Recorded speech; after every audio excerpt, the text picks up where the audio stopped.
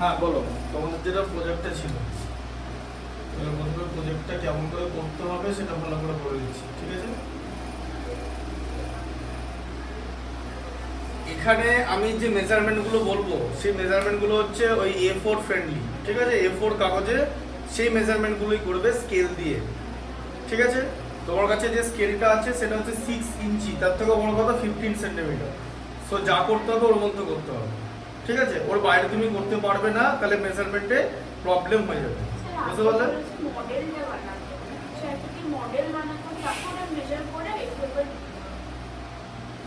Model বানাতে হবে, মডেলটা তাহলে কি দিয়ে বানাবে? এবার ওটা তো জিজ্ঞেস করতে হবে। আমি তোমাকে পেছনের ম্যাথমেটিক্সটা, হ্যাঁ আমি সেখানে পাঠানো আছে, লেখাটা আমি দেখেছি, যেখানে তুমি বলেছো হ্যাঁ লেখা আছে যে শঙ্কু ও গোলকের মডেল তৈরি করবে। একটি A4 পেপারে তোমার তৈরি মডেল দুটি সমগ্র দলের ক্ষেত্রফল ও আয়তন নির্ণয় করে লিখবে, ঠিক আছে? এবার অঙ্কটা যেটা সেটা তোমাকে A4 পেপারে লিখতে হবে, আমি সেটাই বলবো। আর এবার মডেলটা কি দিয়ে বানাবে সেটা স্কুলে জিজ্ঞেস করে নেবে। আমি মডেলের পেছনের ম্যাথমেটিক্সটা বলে দিচ্ছি, বুঝতে পারলে যে জিনিসটা কিভাবে করবে, যাতে তোমার মানে বেশি বড় হবে না আবার বেশি ছোট হবে না, ঠিক আছে? দেখো প্রথমে হচ্ছে শঙ্কু আর গোলকের মডেল তৈরি করবে, তাহলে প্রথমে হচ্ছে শঙ্কু, ঠিক আছে? দেখো কি বলেছে, শঙ্কুর সমগ্র দলের ক্ষেত্রফল আর আয়তন। এবারে একটা শঙ্কু তোমাকে এরকম করে বানাতে হবে,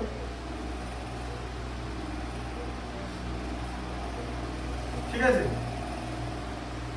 এইটা হচ্ছে 2 ডাইমেনশনাল ফিগার, ঠিক আছে শঙ্কুর। আচ্ছা এবারে কি হবে, তুমি জিনিসটা দেখো ধীরে ধীরে করছে, দেখো এরকম একটা শঙ্কু বানাবে,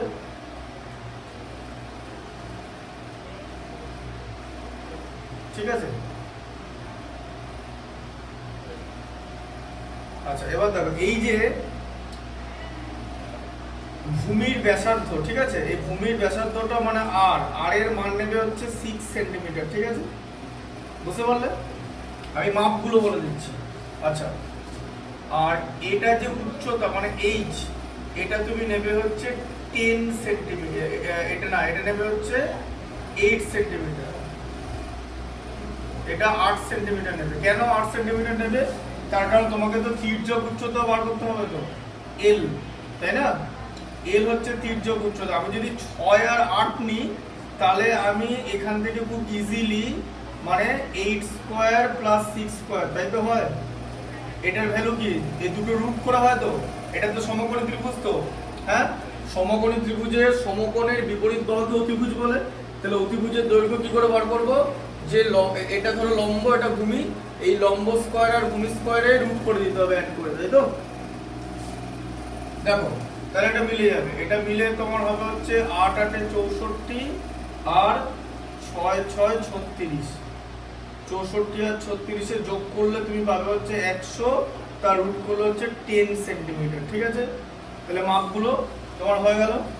হ্যাঁ এবারে এটা হচ্ছে একটা মাপগুলো বুঝতে পারলে? কারণ এখানে তিনটে জিনিস, যখন তুমি শঙ্কু বানাবে লম্ব বৃত্তাকার শঙ্কু, তখন তোমার তির্যক উচ্চতা লাগবে আর ভূমির ব্যাসার্ধ লাগবে।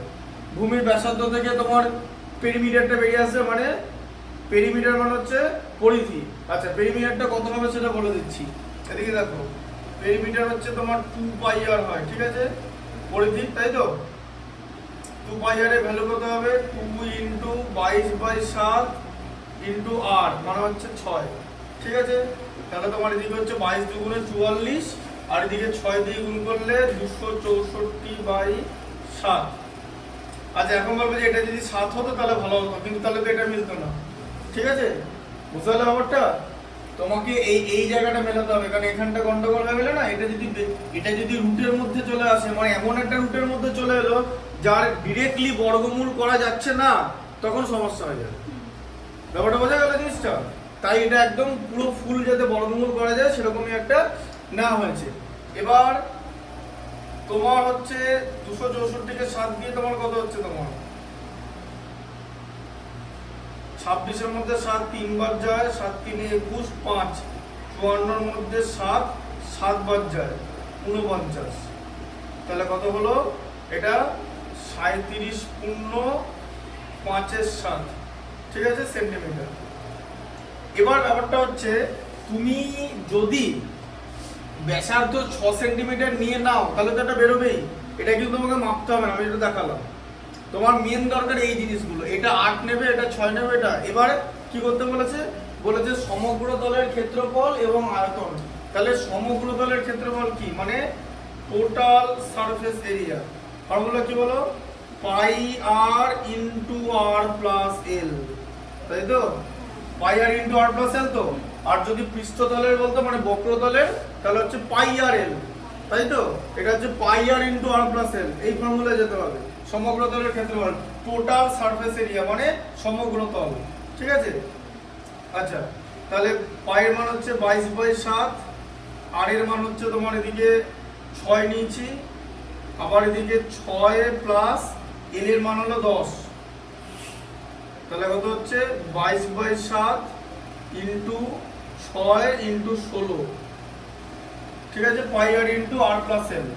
আচ্ছা, তাহলে এবার কত হচ্ছে 22/7 ইন্টু 96। এবারে এটা অ্যান্সার এরকমও করা যায়, 96 পাই এরকম লেখা যায়, কারণ 22/7 হচ্ছে পাই এর মান, ঠিক আছে। আবার তুমি 96 কে 22 দিয়ে গুণও করতে পারো। তুমি এখন যদি 96 কে 22 দিয়ে গুণ করো তাহলে তোমার হবে হচ্ছে 96 দুগুণে 192, 192 দুবার হলো, ঠিক আছে, 2 192 8 মানে 211, ঠিক আছে। আচ্ছা, এবার তাহলে কত হলো তোমার 2112 ভাজিত 7, ঠিক আছে, এত সেন্টিমিটার স্কয়ার হবে। এবারে সেটাকে কি করবে, তুমি ভাগ করে দেবে। এবার 2112কে যদি 7 দিয়ে ভাগ করি, 7 30 হয়ে যায় হচ্ছে 210, আর এখানে হচ্ছে 12, ঠিক আছে। তাহলে একবার যাচ্ছে 12-এর মধ্যে 7, 2100 হয়ে গেল 307। হ্যাঁ,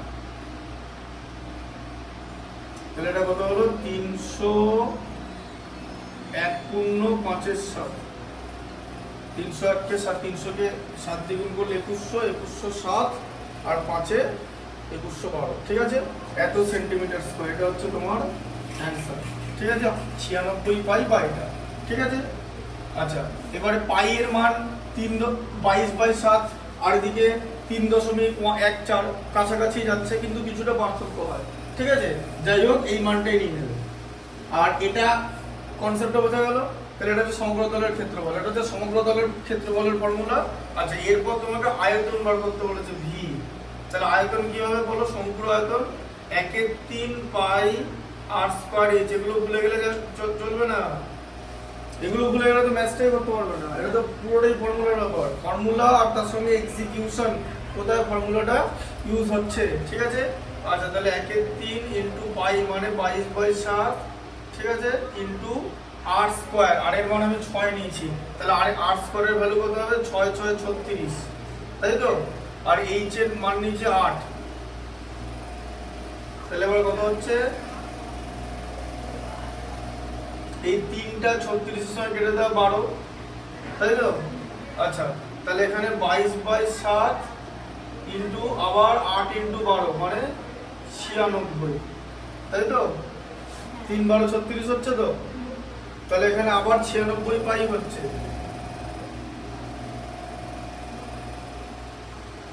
6 6 36, 1/3 পাই আর স্কয়ার এইচ, ঠিক আছে। এটা তাহলে 96 পাই হচ্ছে, কিন্তু এবার ইউনিট হচ্ছে সেন্টিমিটার কিউব হয়ে যাবে, ঠিক আছে, বুঝতে পারলে। এখানে যখন 6 ইন্টু 16 ছিল, ওখানে 8 ইন্টু 12, পাই আর স্কয়ার এইচ এর মান 8 নিয়েছি, ঠিক আছে, উচ্চতা 8, 6 6 36, 3 1/3 চলে গেল, 3 12 36, হ্যাঁ, ঠিক আছে, বুঝতে পারলে।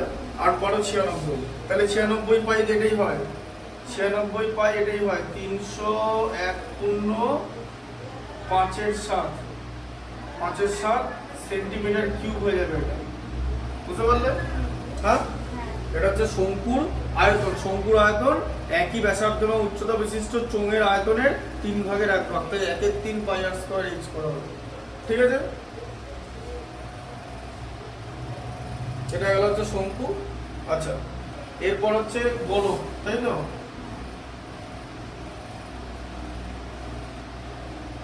গোলকের ব্যাসার্ধ তুমি 7 নিয়ে নাও, ঠিক আছে?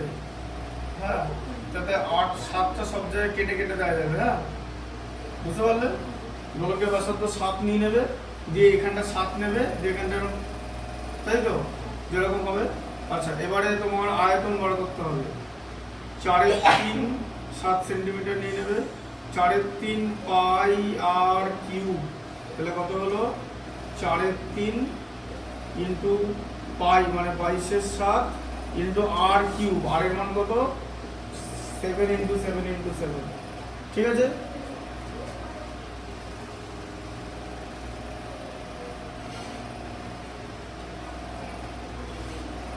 তাহলে একটা 7 কেটে গেল, ঠিক আছে?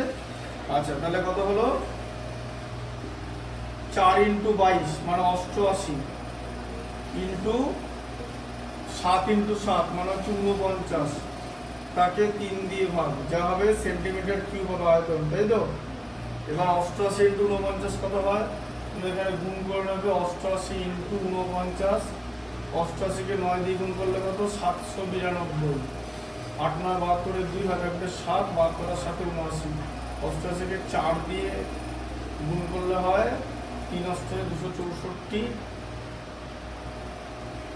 4 88 352, 352, ঠিক আছে? 2 9 2 11 খাই থাকবে 1, 35 36 এর সাথে 43, ঠিক আছে? মোটামুটি ঠিকই আছে। 90 আর 50 60। দেখো 4312 ভাজিত 3, ঠিক আছে? এবার 4312কে 3 দিয়ে ভাগ করে দাও। 3 14 42, 11 মধ্যে 3 3 বার যায়, 9 2 22 মধ্যে 3 7 বার যায়, 3 7 21 মানে 1। তাহলে কত হলো? এটা 1437 হোল 1/3 সেন্টিমিটার কিউব হবে, ঠিক আছে? কেটে দিলাম, না কাটলে আরো ঝামেলা হতো। এটা হচ্ছে গোলকের আয়তন। আচ্ছা, আর কি বলেছে? সমগ্রতলের ক্ষেত্রফল মানে টোটাল সারফেস এরিয়া। গোলকের যা সমগ্রতল তাই পৃষ্ঠতল, তাই তো? তাহলে কি হবে? সমগ্রতলের ক্ষেত্রফল 4 পাই আর স্কয়ার, তাই তো? হ্যাঁ, তাই তো? আর আয়তন হচ্ছে 4/3 পাই আর কিউব, 4 পাই আর স্কয়ার। তাহলে 4 ইন্টু 22/7 ইন্টু আর স্কয়ার মানে 7 ইন্টু 7, তাই তো? দেখো 7 7 কেটে গেল। তাহলে 4 ইন্টু 22 88 ইন্টু 7, তাহলে কত হচ্ছে? 7 8 56 6 হাতে থাকবে 5, 7 8 56 আর 5 61, 616 সেন্টিমিটার স্কয়ার, ঠিক আছে? তাহলে গোলকের সমগ্রতলের ক্ষেত্রফল আর আয়তনের ফর্মুলা। এবার এইভাবে তোমাকে এটা মেলাতে হবে, ঠিক আছে? অঙ্কটা বলে দিলাম, দেখে নেবে। হ্যাঁ, খাতায় কি লিখে নেবে? হ্যাঁ, ভিডিও থেকে লিখে নেবে যখন তুমি করবে। ভিডিওতে করা হচ্ছে, ঠিক আছে? এবারে জিজ্ঞেস করবে স্কুলে যে কি দিয়ে বানাবো। এটা তো একটা 3 ডাইমেনশনাল ফিগার হবে। সব থেকে বড় কথা, গোলক বানাতে 3 ডাইমেনশনাল ইয়ে। আমি তো এবার তুমি তো এরকম বলতে পারো না যে আমি তো 7 সেমি ব্যাসার্ধের কমলা লেবু তো কিনে নিয়ে যেতে পারবো না। এবার আমি দেখে দেবো এন্ডিং গোলক, এটা কি মাটির বানাতে হবে। কিন্তু মাটির বানানো তো সোজা জিনিস না। প্লাস্টার অফ প্যারিসের এগুলো ফালতু বলতে দিয়েছে, এসব না দিয়ে। এই যেমন ইংলিশ মিডিয়াম স্কুলগুলোতে কেমন প্রজেক্ট দেওয়া যাবে তো? ফিজিক্স কেমিস্ট্রি মানে ফিজিক্সের ম্যাথ দিয়ে দিল, ম্যাথের ম্যাথ দিয়ে দিল, বলো ওইটাই বাড়িতে করে প্রজেক্টটা জমা দিয়ে। তাহলে কোনো ঝামেলাটা মানে না। কালকে যেমন ক্লাস 9-এরই প্রজেক্ট করে দিলাম, ফিজিক্সের ম্যাথ ছিল, ওই মানে 1 ডাইমেনশনাল মোশন আর মোশনের ম্যাথ ছিল, ওগুলো করে দিলাম, মিডিয়া গেল, গল্প শেষ। এবার এটা তো দেখো আমি তো ম্যাথসের বাইরে কিছু করতে পারবো না। এবার কি দিয়ে বানাবে সেটা স্কুলে জিজ্ঞেস করে নেবে, ঠিক আছে? ওই জায়গাটা ইম্পর্টেন্ট।